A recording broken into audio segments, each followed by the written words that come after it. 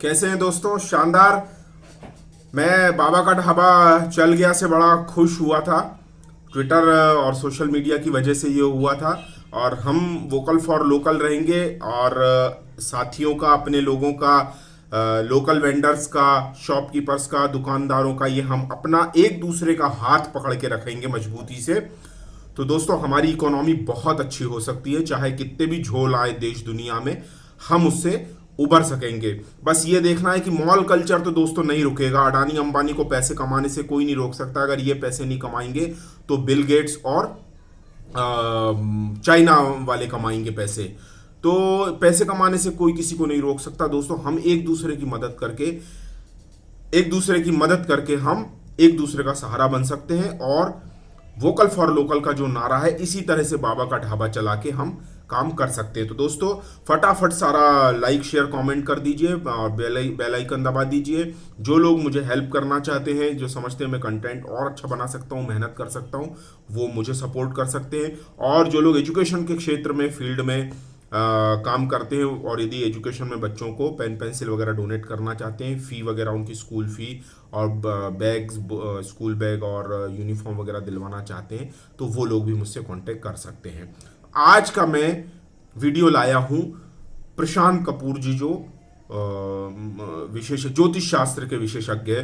दोस्तों, ज्योतिष शास्त्र की बातें मैं नहीं करता हूँ, लेकिन क्या होता है कि जब मेरी अपनी नॉलेज कहीं क्लैश हो, मतलब अपनी नॉलेज कहीं मैच होती, क्लैश नहीं होती, मेरी अपनी नॉलेज कहीं मैच होती है, तो फिर वो यकायक वो बात फिर मुझे ठीक लगने लगती। मैं अपनी नॉलेज जो है वो ट्विटर से, ट्विटर हैंडल और जो सोशल मीडिया है उसमें एक्सपर्ट के व्यूज़ देखता हूँ, यूट्यूब पर सर्च करता हूँ, बहुत सी जगह गूगल वगैरह पे बहुत सी जगह पर मैं सर्च करता रहता हूँ। और इससे मैं एक अपने, मतलब जो ट्विटर हैंडल होते हैं अपने राष्ट्राध्यक्षों के, जैसे हमारे यहाँ पीएम का है, पीएमओ का है, ऑफिशियल्स के होते हैं, तो वो ट्विटर हैंडल से बातें उनकी जो रहती है, वो सीधे सीधे भाषाओं में तो बात नहीं करते, वो बीच में कहीं कुछ कहते, तो उसके हमें अर्थ लगाने पड़ते। जब यह हमारी अपनी नॉलेज जब किसी विद्वान व्यक्ति की नॉलेज से मैच खाती है, तो फिर मुझे पर्सनली बहुत खुशी होती है और मैं वो चीज़ को फिर आप लोगों से एक्सप्लेन करने आया हूँ।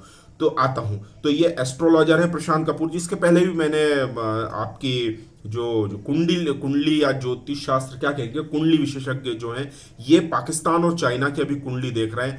तो पाकिस्तान के बारे में ये बोल रहे हैं कि पाकिस्तान को जैसे कहते हैं ना, विनाश काले विपरीत बुद्धि, तो इस वक्त पाकिस्तान बहुत गलतियां करेगा, अभिमान में करेगा, चाहे सैन्य शासन में करेगा, या वहां पर जो रेडिकल इस्लामिस्ट लोग हैं जो सत्ता में बैठ गए हैं, उनके दबाव में आकर करेगा। क्योंकि इमरान खान कोई राजनीतिज्ञ नहीं है दोस्तों।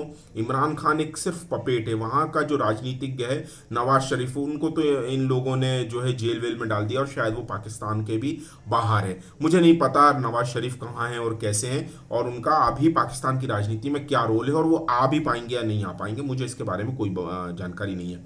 लेकिन यहाँ पर मैं ये चीज़ बताने आया हूँ कि न्यूज़ अपडेट्स जो इन्होंने दी है, वो ये बताया है कि पाकिस्तान ने अपने टापू जो हैं सिंध में, सिंध के जो 2 टापू हैं वो चाइना को बेच दिए हैं। और ये बराबर से ये काम करता आ रहा है। और जैसा कि पाकिस्तान का संविधान हम समझते हैं, जब तक कि सिंध के लोग उस पर दस्तखत नहीं करेंगे, हस्ताक्षर नहीं करेंगे, चाइना पाकिस्तान की वो प्रॉपर्टी जो सिंध में है, टापू आइलैंड है, वो चाइना नहीं ले सकता। लेकिन चूंकि आईएसआई और पाक आर्मी एक मक्कारों की फौज है, दुष्टों की फौज है, तो लोकतंत्र के तरीकों से चलेंगे नहीं, और इनको अपनी गैरत भी नहीं है, इनको अपने देश का स्वाभिमान भी नहीं है।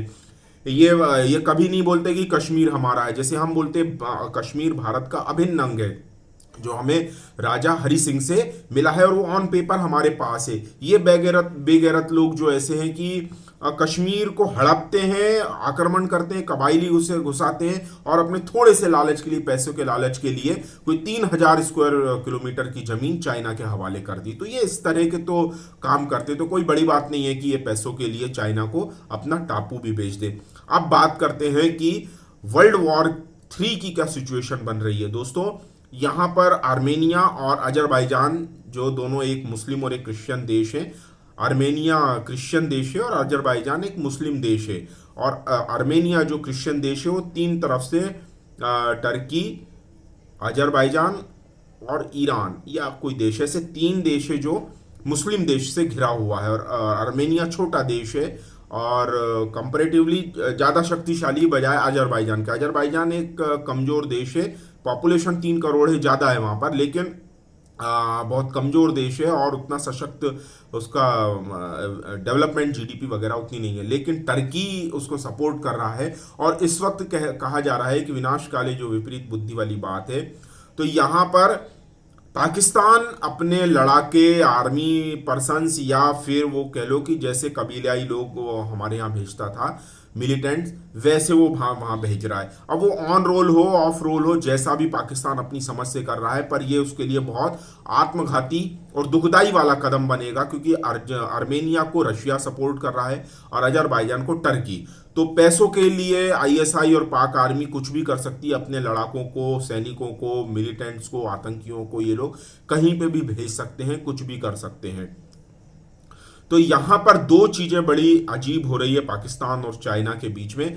चाइना पैसों से इसको सपोर्ट कर सकता है, अजरबैजान और जो ईरान टर्की का जो ग्रुप बन रहा है यहाँ, चाइना पैसों से सपोर्ट कर सकता है। लेकिन एक बात मैं ये बता दे रहा हूं कि भारत 1962 का भारत नहीं है, 2020 का भारत है। पहले हमारे ऊपर हमला होता था और हम उसकी तैयारी करके फिर उस पर अटैक करते थे। आज की स्थिति वो नहीं है दोस्तों, आज तैयारियां हम कर रहे हैं, एक गलती का इंतजार करेंगे और बर्फ अगर जमेगी तो पिघलाने का काम भारतीय आर्मी करेगी। तो यहां पर यह बताया जा रहा है कि सिंध के पास 2 आइलैंड जो बेच दिए गए हैं पाक आर्मी आईएसआई के द्वारा, उस पर चाइना तोपे लगा रहा है। तो तोपे लगा ले या कितना लगा ले, कोई जो है वो लड़ाका जो फौज होती है वो पेट से सीख के नहीं आती है। चाइना पैसों के बल पे कितने भी तोप लगा ले, लेकिन उसको चलाने वाले जो होते हैं वो फौलादी सीने होते हैं, वो चाइना में पैदा नहीं होते हैं। पाक आर्मी के पास जरूर लड़ाके अच्छे हो सकते हैं, लेकिन उनकी सबसे बड़ी कमजोरी पेशेवराना अंदाज। इनके हुक्मरान ही जो हैं, आईएसआई की जो फौज है वो ही पाकिस्तान को इनडायरेक्टली कंट्रोल करती है, और इन सभी के अपने अपने कोई ना कोई बिजनेस चलते हैं। जबकि भारत की पूरी आर्मी प्रोफेशनल है। और चाइना में क्या हो रहा है कि चाइना में पैसों के इनकी कंपलसरी है, और यहाँ पर क्या होता है, पैसों की जब दिक्कत आती है तो चाइना वाले उनको बोल देते हैं कि आप अपना अपना थोड़ा थोड़ा बिजनेस कर सकते हैं। तो चाइना में ये बिजनेस करते हैं, उनको परमिशन है। लेकिन पाकिस्तान में क्या है कि अनऑफिशियली सारे बिजनेसेस पे पाक आर्मी का कंट्रोल है, तो ये बिजनेस के चक्कर में सब कुछ गंवा सकते हैं। अब बात आती प्रोफेशनलिज्म की, तो प्रोफेशनलिज्म आता है जब आर्मी वॉलेंटरी होती है। भारत में आर्मी वॉलेंटरी यानी आपका स्वैच्छिक है, आप जाए या ना जाए आपकी मर्जी है, जबरदस्ती नहीं है। पाकिस्तान में तो जबरदस्ती नहीं है, चाइना में है, लेकिन पाकिस्तान में प्रोफेशनल जो एक रवैया होता है, जो एक व्यावसायिकता होती है, यानी आर्मी भी तो प्रोफेशन है ना एक, तो वहां पर ये इसकी अनुशासन की कमी है। पाकिस्तान की आर्मी में लड़ाकापन है, सब कुछ अच्छी बात है, लेकिन प्रोफेशनल रवैया एक जो होता है वो लड़ाकापन नहीं है। ये अपने देश के लिए नहीं लड़ते हैं, ये पैसों के लिए जाके कहीं पर भी लड़ सकते हैं। जबकि भारतीय आर्मी का, इंडियन आर्मी का ऐसा नहीं है। यहाँ पे हमारे यहाँ परंपरागत तौर पर जातियों की बात तो खैर की भी जाती है, नहीं भी की जाए, जो भी है, लेकिन राजपूताना रेजिमेंट है, गोरखा रेजिमेंट है, महार रेजिमेंट है, मराठा रेजिमेंट है, डोगरा रेजिमेंट है, इतनी रेजिमेंट्स हैं जो जाति के आधार पर ही लड़ाका जातियां मानी गई है। और अब जातियों के आधार पर ही वो लड़ाका, सिख रेजिमेंट है, तो मैं कितनी जातियों के नाम बताऊं जिनके घरों में माएँ बच्चा पैदा होता नहीं है और उसके पहले ही बोल देती जा आर्मी में जाएगा, एयरफोर्स में जाएगा, और या फिर नेवी में जाएगा, और लड़के आना मर के आना पर हार के मत आना, पीठ पे गोली खाकर मत आना। ये उनको घर में ही घुट्टी में, मतलब परंपरागत रवैया है, परंपरागत ही तरीका है, और ये घुट्टी में ही पिला दिया जाता है।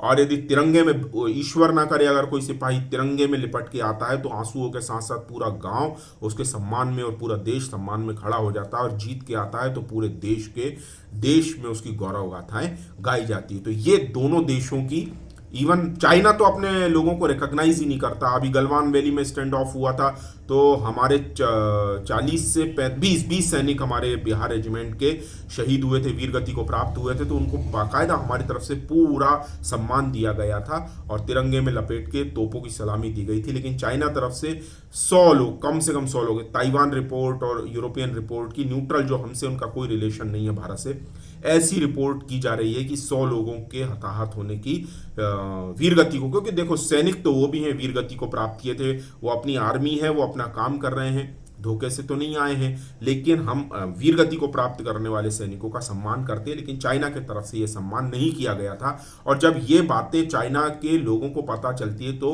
एक तरह से रोष पैदा होता है। जो चाइना के करोड़ों लोग बाहर है, जब उनको भारत की न्यूज़ पता चलती कि सैनिकों का यहाँ ये सम्मान हुआ और वो चाइना की तरफ से ही हुआ था, चाइना बॉर्डर पे ही हुआ है, इंडिया बॉर्डर पे, चाइना बॉर्डर पे, तो फिर उनको ये चीज़ें पता चलती है और वो फिर जब अपने लोगों को वहाँ जाके ये चीज़ें बताते हैं तो गुस्सा धीरे धीरे वहाँ पर भी बढ़ता जा रहा है। तो दोस्तों यहीं पर मैं अब अपना इसी बात पे वीडियो पूरा करता हूँ कि ये वाली जो सर्दियां आ रही हैं, इन सर्दियों में कुछ न कुछ बड़ा उलटफेर हो सकता है। भारत शुरुआत नहीं करेगा लेकिन अंत जरूर करेगा, समापन जरूर करेगा, फैसला जरूर करेगा। और हम फिर भी ये कहते हैं कि हमारी 116 किलोमीटर जो गिलगिट बाल्टिस्तान में कश्मीर से जो हमारी सीमा अफगानिस्तान से लगती है, वो 116 किलोमीटर की हम सीमा अफगानिस्तान से लगाएंगे, क्योंकि ऑन पेपर अफगानिस्तान हमारा पड़ोसी देश है। भारत माता की जय। जय हिंद।